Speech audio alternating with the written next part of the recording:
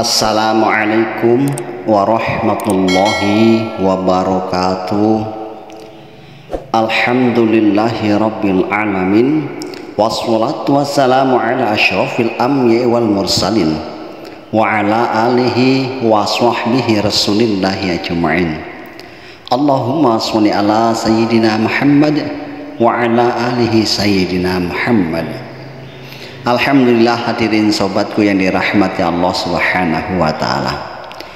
Tentunya di dalam setiap pertemuan kita berharap agar senantiasa Allah Subhanahu wa ta'ala mencurahkan karunia-Nya kepada kita bersama, sehingga dalam kehidupan kita ini akan senantiasa dihiasi dengan ridha Allah Subhanahu wa ta'ala.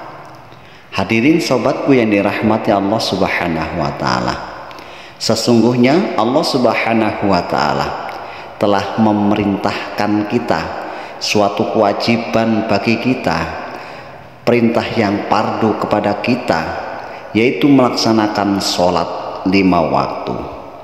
Ini bukan masalah sepele, ini bukan masalah yang kecil, tapi ini perkara yang besar. Ini masalah yang serius. Jadi hadirin yang dirahmati Allah Subhanahu wa ta'ala, seringkali kita mendengar di kehidupan kita banyak orang yang mengatakan tentang perkara sholat ini, yang penting kita sholat. Jadi hadirin sobatku, yang benar adalah sholat itu penting, bukan yang penting sholat, karena sholat inilah yang akan menentukan amal dan ibadah kita yang lainnya. Apabila sholat kita baik, maka sodakoh kita, maka puasa kita, zikir kita, dan amal-amal yang lainnya pun akan menjadi baik. Apabila sholat kita sempurna, maka seluruh amal dan ibadah kita yang lain pun akan sempurna. Namun hadirin, apabila sholat kita rusak, maka amal dan ibadah yang lainnya pun menjadi rusak. Bahkan apabila sholat kita buruk, kelak pada hari kiamat, tatkala seorang hamba dihisab oleh Allah Subhanahu wa ta'ala, maka sholat tersebut akan dilemparkan ke wajah kita sebagaimana kain yang kusut ataupun kain yang telah rusak dilemparkan ke wajah. Jadi hadirin yang dirahmati Allah Subhanahu wa ta'ala, hendaknya kita perhatikan masalah yang serius ini. Masalah yang selama ini kita anggap yang tidak penting, ternyata masalah ini masalah penting. Masalah yang akan menyelamatkan seseorang di dalam kubur adalah sholat. Masalah yang akan menyelamatkan seseorang di padang mahsyar adalah sholat. Masalah yang akan memberatkan timbangan amal adalah sholat. Bahkan sholat ini adalah kuncinya surga. Jadi hadirin yang dirahmati Allah Subhanahu wa ta'ala, marilah kita memetik sebuah kisah, di mana kisah ini tentunya akan menjadi renungan, akan menjadi motivasi kita, langkah apa yang hendak kita lakukan selanjutnya tentang sholat kita. Di dalam kitab Az-Zawajir, Ibnu Hajar rahmatullahu alaih, beliau menulis ada seorang wanita yang meninggal dunia, lalu saudara laki-lakinya ikut dalam pengebumian. Ketika menguburkannya, tanpa ia sadari, dompetnya terjatuh dan masuk ke liang kubur. Ia tidak mengabaikan. Pemuda itu terus saja untuk mengebumikan jenazah saudara perempuannya tadi. Saat itu ia tidak memperhatikan sama sekali, tidak memperdulikannya, walaupun ia menyadari bahwasanya dompetnya ikut terkubur di bersama jenazah saudara perempuannya tadi.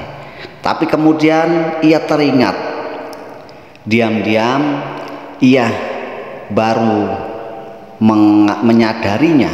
Kemudian dalam keadaan diam-diam pula ia pergi ke kubur saudara perempuannya itu tadi, untuk mengambil dompetnya yang terkubur bersama jenazah saudara perempuannya.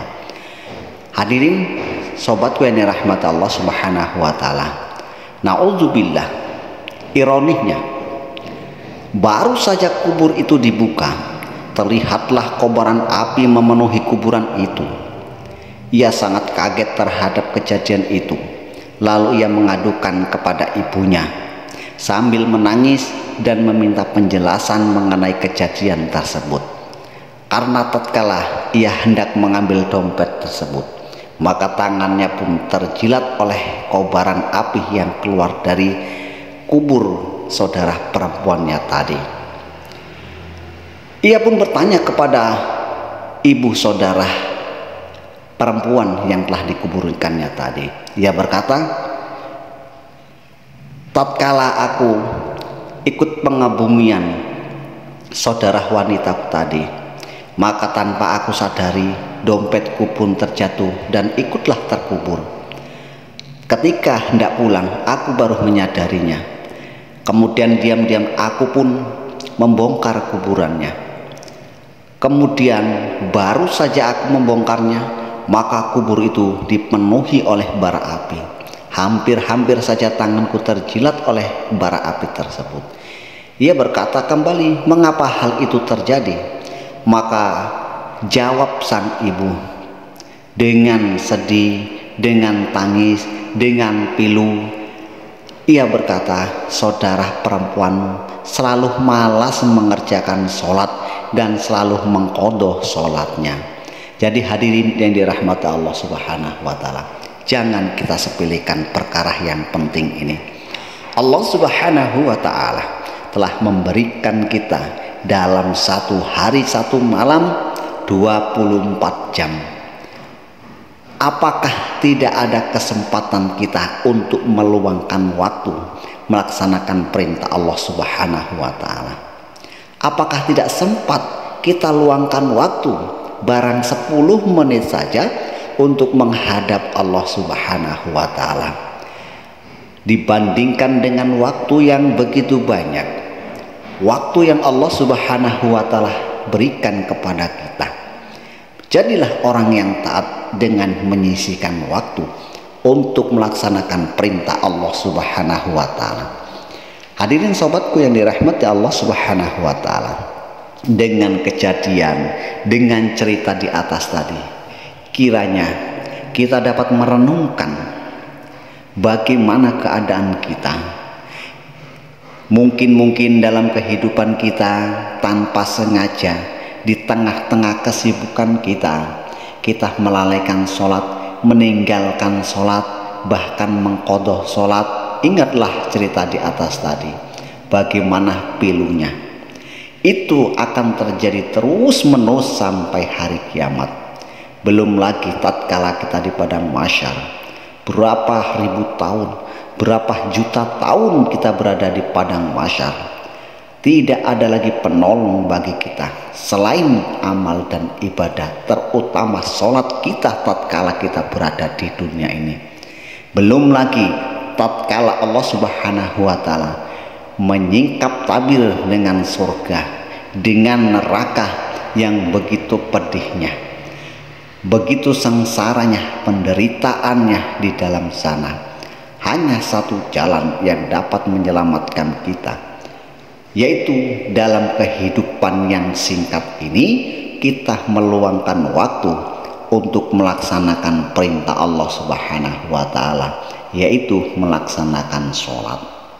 Hadirin sobatku yang dirahmati Allah Subhanahu wa taala, pesan Rasulullah sallallahu alaihi wasallam, beliau bersabda, sesungguhnya pada suatu hari beliau mengingatkan masalah sholat, lalu beliau bersabda, barang siapa yang menjaga sholat, sholatnya akan menjadi cahaya, akan menjadi pembela, dan akan menjadi penyelamat baginya pada hari kiamat.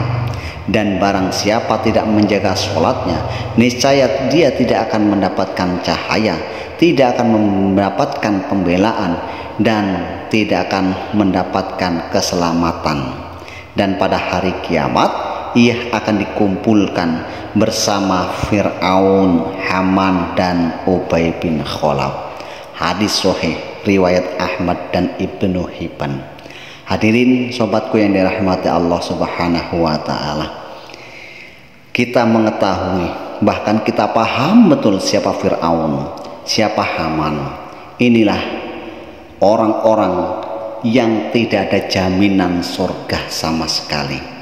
Ironinya hadirin yang dirahmati Allah Subhanahu wa taala, manusia hari ini tidak ada takut-takutnya tatkala akan dikumpulkan dengan Fir'aun, Haman, kemudian Ubay bin Khalaf, karena melalaikan perkara sholat, perkara yang paling memakan waktu 10 menit saja.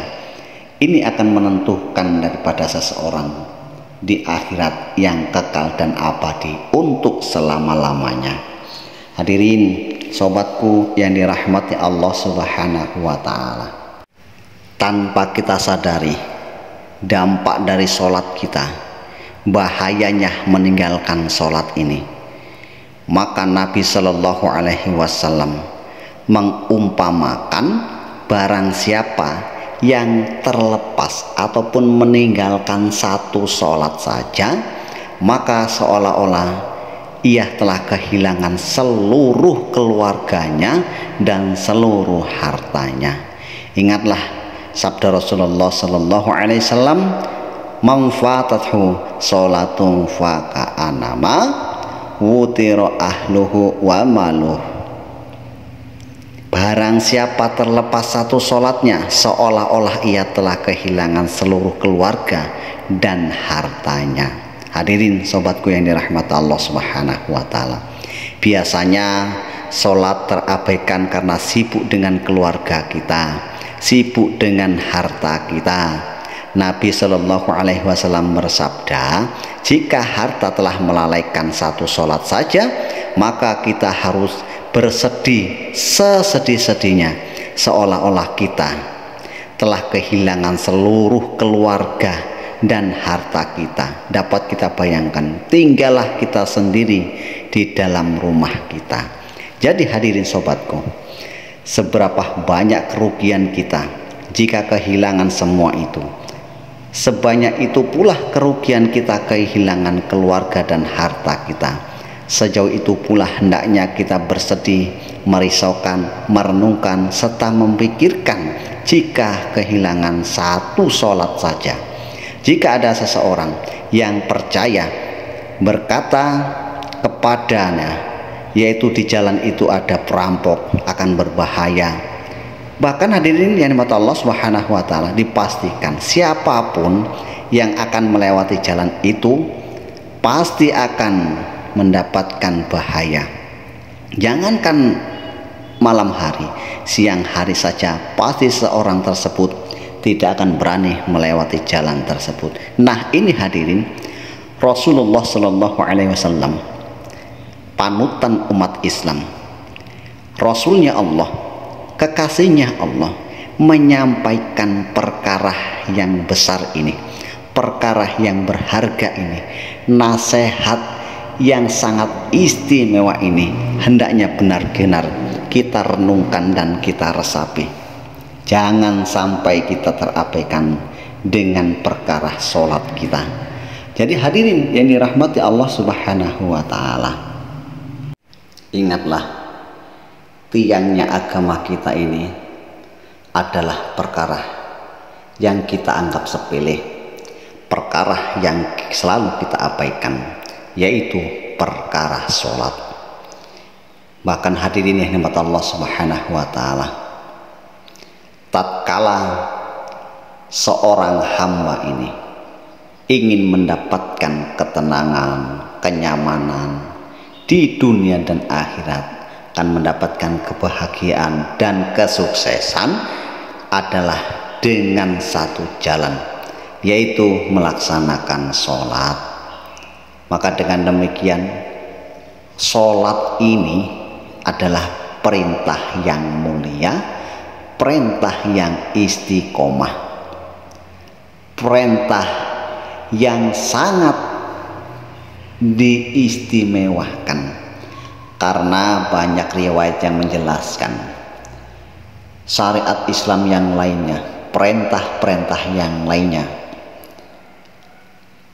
Rasulullah SAW menerimanya melalui wahyu. Tetapi saking istimewanya sholat ini, saking berartinya sholat ini, maka langsung Rasulullah SAW sendiri yang diundang oleh Allah Subhanahu wa Ta'ala untuk menjemput perintah sholat yang mulia ini, perintah sholat yang istimewa ini.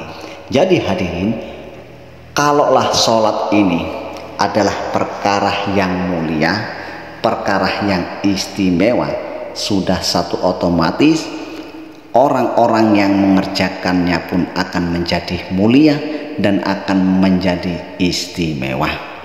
Untuk itu, dalam kesempatan yang singkat ini, mari sama-sama kita niatkan dalam hati kita untuk mengistiqomahkan perintah Allah Subhanahu wa Ta'ala sholat ini, agar kita menjadi orang-orang yang beruntung, orang-orang yang terselamat dari azabnya Allah Subhanahu wa Ta'ala. Semoga bermanfaat. Subhanallah wa bihamdihi, subhanaka Allahumma wa bihamdika, asyhadu an la ilaha illa anta, astaghfiruka wa atubu ilaik.